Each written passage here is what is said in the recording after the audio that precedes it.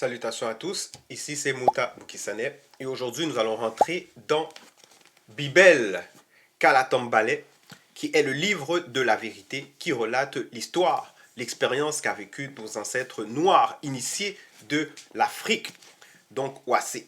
Ce livre merveilleux est l'héritage qui a été restitué par le seul enseignant Zulu Lassan, qui est l'être suprême qui a pris corps, qui a pris forme dans cette réalité du visible afin de nous éclairer et de nous ramener à l'ordre naturel des choses. Donc aujourd'hui, toujours, nous allons rentrer dans le livre de Essombe. Essombe, comme vous le savez, c'est Paul dans les livres falsifiés chrétiens, mais son vrai nom c'est Essombe. Et son livre, ça s'appelle La Réconciliation. Donc la réconciliation avec les lois, avec les préceptes issus du verbe de Loba. La réconciliation avec la spiritualité authentique du peuple noir. Donc le titre de l'exhortation, c'est une mise en garde contre le danger d'abandonner la foi. Voilà, une mise en garde contre le danger d'abandonner la foi. Parce qu'il y a réellement un danger lorsqu'on a, par rapport au fait d'abandonner la foi. Il y a un danger. Et c'est pour ça que, pour éviter ce danger, Essombe va faire une mise en garde. Donc il va exposer, on va dire, l'état d'esprit, l'état de conscience de ces personnes, justement, qui abandonnent la foi. Il va exposer cela. Donc il va commencer au verset 27 du chapitre 54. En effet, qu'en est-il de ceux qui retombent dans leurs anciennes vies? Donc ici, il est en train de poser la question parce qu'il est prêt à aborder justement ce sujet. Il est prêt à aborder ce sujet aux non-initiés graciés qui ont accepté le verbe pour les éclairer. Donc justement, ces personnes qui retournent dans leurs anciennes vies, c'est parce que justement, ils ont abandonné la foi.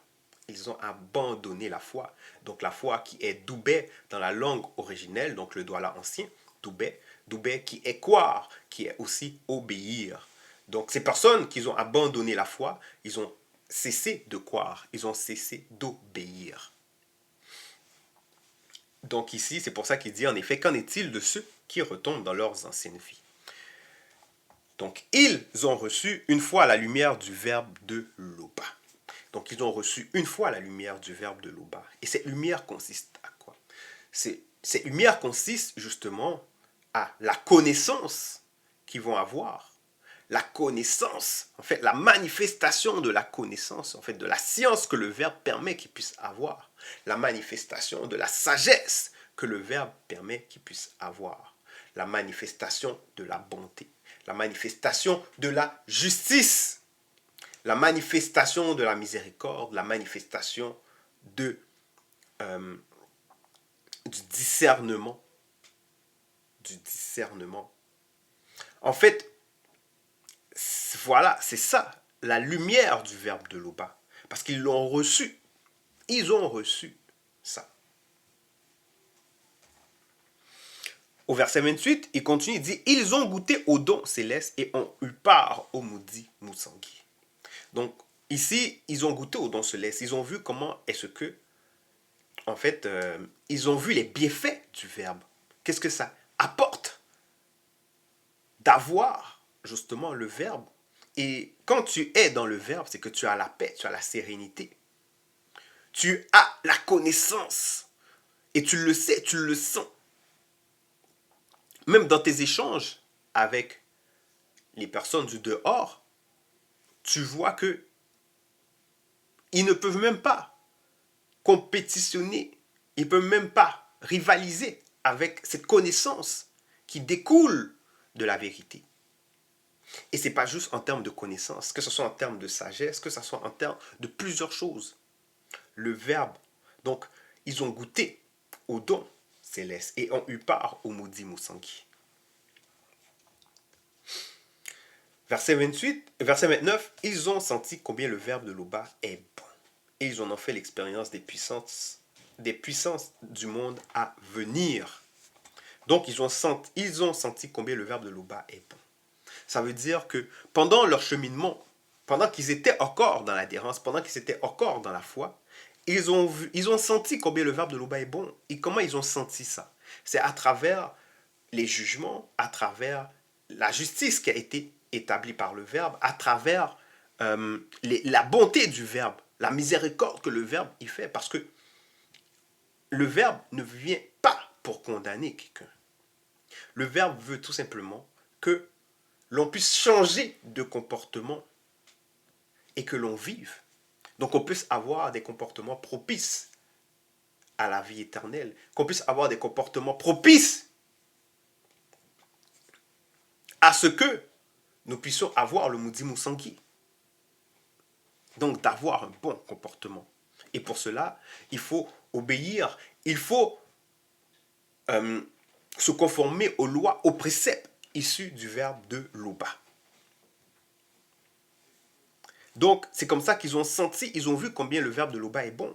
Donc, ils ont compris les raisons du pourquoi de tel et tel règlement. Parce que le verbe n'est pas... en fait, Loba ne fait rien dans le désordre. Tout ce qu'il fait est dans l'ordre et a une raison d'être. Donc, les lois que nous avons, les lois morales, tout cela, dans le monde, il y a certaines lois morales qui ne vont même pas ça, qui ne vont pas comprendre. Et c'est pour ça que on voit que de nos jours, il y a cette brisure au niveau des lois morales. Les personnes sont en train de transcender les lois morales parce qu'ils ne les comprennent pas. Ils voient ici là, mais comme ils ne les comprennent pas, ils ne peuvent pas rentrer dans les explications du pourquoi de ces lois. Donc, facilement, quand des personnes viennent avec des faux raisonnements, ils vont adhérer. Ils vont adhérer. Mais dans le verbe de Loba, on explique le pourquoi que ces lois sont là. Pourquoi qu'il ne faut pas faire ci, pourquoi qu'il ne faut pas faire ça. Pourquoi il ne faut pas faire la fornication, pourquoi il ne faut pas faire l'adultère, pourquoi il ne faut pas voler, pourquoi il ne faut pas mentir, pourquoi il ne faut pas faire de faux témoignages, pourquoi il ne faut pas tuer, pourquoi il ne faut pas faire telle et telle et telle et telle chose. Donc, le verbe explique tout ça. Il explique c'est quoi les répercussions qu'il y a derrière. Qu'est-ce qui se cache dans les visibles du visible derrière ces comportements-là. Donc, ils ont senti combien le verbe de Loba est bon. Ils ont fait l'expérience des puissances du monde à venir. Donc, au verset 30, il dit « Et pourtant, ils retombent dans leurs anciennes vies. » Donc, et pourtant, ils abandonnent la foi. Donc ici, quand il dit « Et pourtant », on va rentrer maintenant dans les profondeurs de « Et pourtant, virgule, ils retombent dans leurs anciennes vies. » Parce que pour retomber dans leurs anciennes vies, c'est parce que déjà, il faut avoir un état d'esprit. Il faut être dans un état d'esprit, dans une forme de psychologie qui n'est pas propice à la foi, qui n'est pas propice justement à la spiritualité, qui n'est pas propice à la sanctification. Donc ça veut dire que la personne n'est pas dans un état de rétrospection. Donc c'est ça. La personne n'est pas dans un état de rétrospection. Donc, n'étant pas dans un état de rétrospection, ça veut dire que quand, mettons, le verbe est en train d'établir la justice, est en train de se prononcer pour d'autres, la personne va dire oui, ah c'est bon, le verbe est bon, ah oui. On va dire qu'un frère ou une sœur a commis un tort à la personne, et le verbe est en train d'établir la justice, la personne va dire oui, c'est bon. Mais maintenant, quand c'est son tour, là, bizarrement, le verbe devient partial. Bizarrement, le verbe devient autoritaire. Bizarrement, le verbe devient... En fait, bizarrement, le verbe devient injuste. Donc, la personne, ça veut dire la personne, il ne manifeste plus, on va dire, la croyance, l'obéissance. La personne ne manifeste plus l'obéissance. Alors que, dans son âme et conscience, il sait que depuis qu'il a adhéré, que ce soit par rapport à la vérité sur les réalités de ce monde, ou même du grand tort des choses, ou que ce soit sur telle ou telle personne, le verbe a toujours été juste. Mais maintenant, quand il s'agit de lui, parce qu'il, peut-être il ne le voit pas, ah là, le verbe devient injuste. Devient injuste. Pendant que dans le verbe, maintenant que tu sais que tu es dans la vérité, que tu sais que tu es sur ce chemin de la sanctification, quand le verbe pointe quelque chose, te montre un comportement qui n'est pas correct, qui n'est pas bon, c'est pour que tu puisses changer. C'est pour que l'on puisse changer. Changer de comportement, changer de psychologie, changer de compréhension.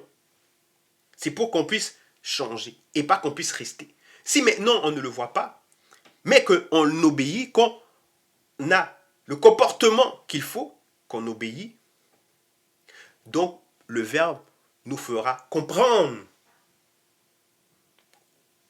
on va dire, ce qui se cache derrière ce comportement, derrière cette psychologie qui n'est pas bon. Il nous fera voir la vérité.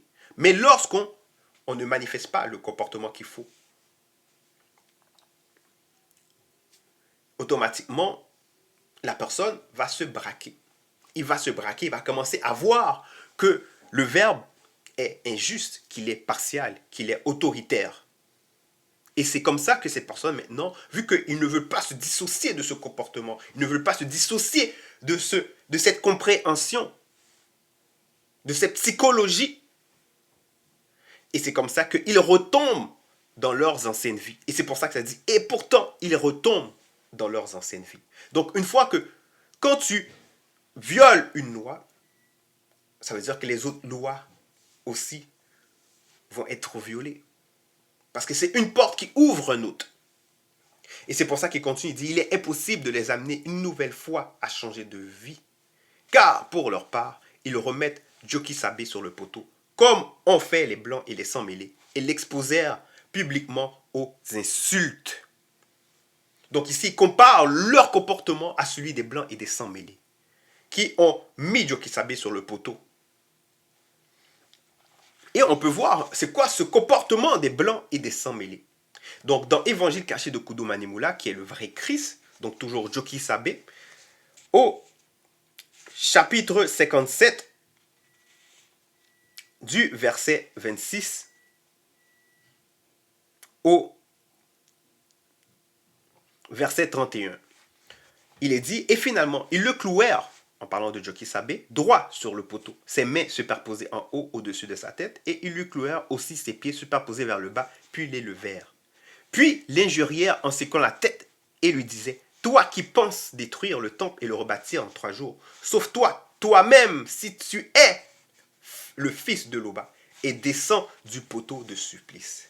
Fait que quand il dit si tu es le fils de Loba, c'est parce qu'ils savent que ce que cet homme-là a fait n'est pas quelque chose d'ordinaire, c'est extraordinaire. Ils savent que ce n'est pas n'importe qui. Donc c'est pour ça qu'il dit si tu es le fils de Loba, et descends du poteau de supplice. Donc ça veut dire que ces personnes, ils ont tout simplement rejeté. Malgré tout ce qu'ils ont vu, malgré le fait qu'ils savent que cette personne-là n'est pas n'importe qui, mais ils font juste que rejeter. Ils vont nier maintenant l'identité des Mouledi, des Baledi. Ils vont nier le verbe.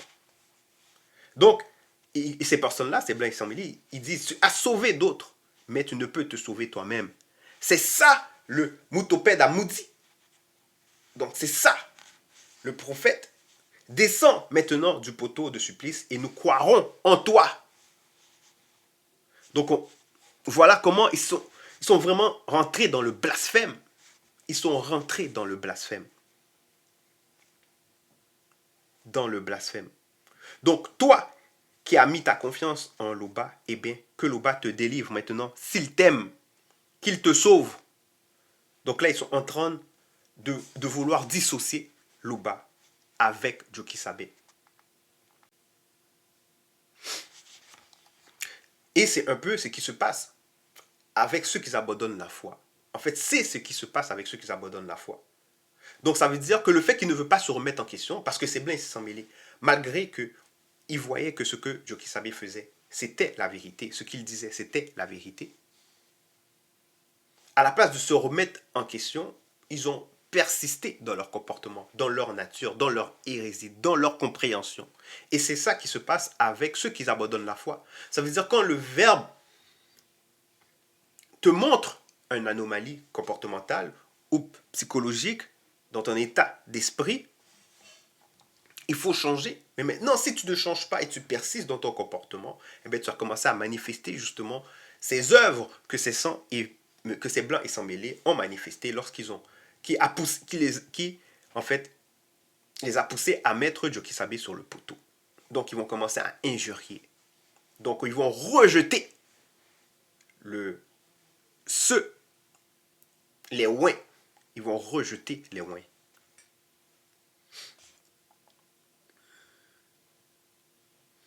Et maintenant, Sombe, il va rentrer encore dans plus de profondeur au verset 31 et donner un exemple. Il va dire, lorsqu'une terre est abreuvée par la pluie qui tombe sur elle et qu'elle produit une herbe utile à ceux pour qui elle est cultivée, elle participe à la bénédiction qui vient de la manifestation de la grâce de l'Oba.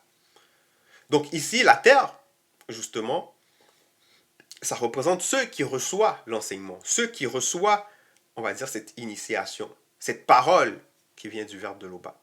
Donc, quand elle est abreuvée par la pluie représente la parole, justement. Donc, qui tombe sur elle et qu'elle produit de l'herbe utile à ceux pour qui elle est cultivée, elle participe à la bénédiction et vient de la manifestation de la grâce. Ça veut dire comme ça que quand il reçoit justement cette parole doit porter des fruits. Donc, cette personne doit mettre cette parole en action. Il doit justement travailler sur sa personne, faire en sorte que le verbe puisse agir en lui. Et c'est en cela que ça a apporté des fruits, qui est l'herbe.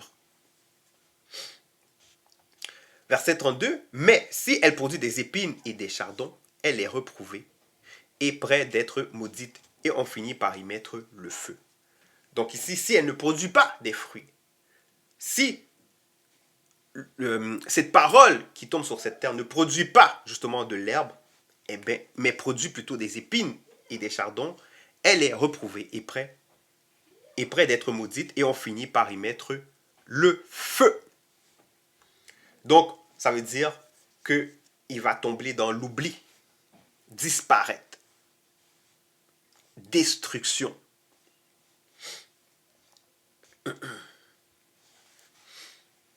Donc, verset 33, quoique nous parlions ainsi, bien-aimés, nous attendons pour ce qui vous concerne des choses meilleures et favorables au salut. Donc ici, quand il dit qu'ils attendent des choses meilleures et favorables au salut, c'est pour les faire comprendre que voilà le comportement qu'il ne faut pas avoir. Mais maintenant, pour ne pas avoir ce comportement, il faut maintenant manifester la bonne état d'esprit. Il faut manifester la bonne état d'esprit. Et cette bonne état d'esprit consiste à quoi? Donc, au verset 34, il continue, il dit, car le verbe de l'Oba n'est pas injuste. Car le verbe de l'Oba n'est pas injuste. Donc, ça veut dire que pour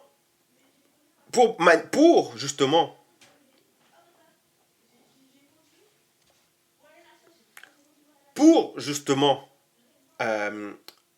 manifester des choses meilleures et favorables au salut, il faut déjà comprendre que le verbe de l'Oba n'est pas injuste. Donc quand le verbe de l'Oba dit quelque chose, quand le verbe de l'Oba voit quelque chose en notre personne, nous devons être prêts à faire le changement nécessaire. Que ce soit que le verbe passe par justement une personne qui a été mandatée par le mot dit, par le verbe, il faut que nous soyons prêts à changer ce comportement et pas rester dans la rébellion. Donc il faut que nous soyons prédisposés, il faut que nous soyons dans l'obéissance. Et c'est pour ça qu'il dit, car le verbe de l'Oba n'est pas injuste. Fait que, certes, le verbe de l'Oba connaît votre travail et l'amour que vous avez pour l'Oba.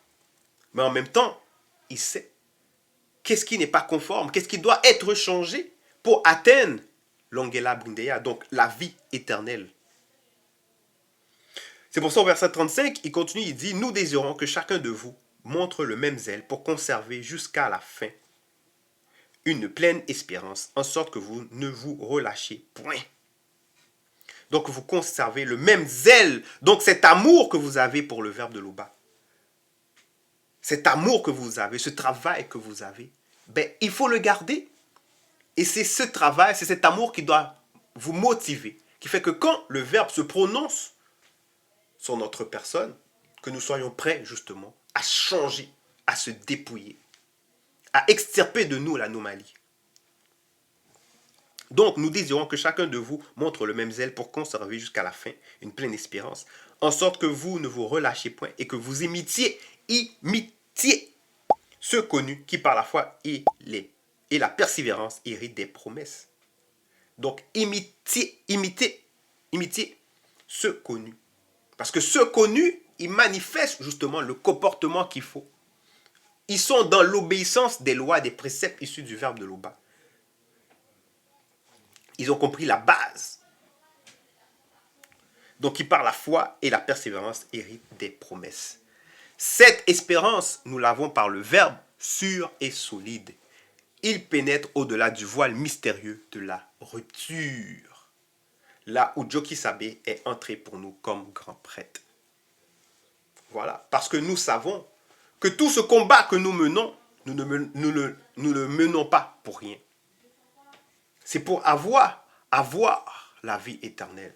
Donc nous savons que lorsque nous allons quitter ce visible, donc au moment de la rupture, que nous allons, oui, certes être morts physiquement, mais nous ne serions pas morts spirituellement. Que nous allons être conscients de l'autre côté. Donc, cette espérance, il pénètre au-delà du voile mystérieux de la rupture, là où Joki Sabé est entré pour nous comme grand prêtre. Donc voilà, ça, c'était le message concernant justement le mise en garde contre le danger d'abandonner la foi.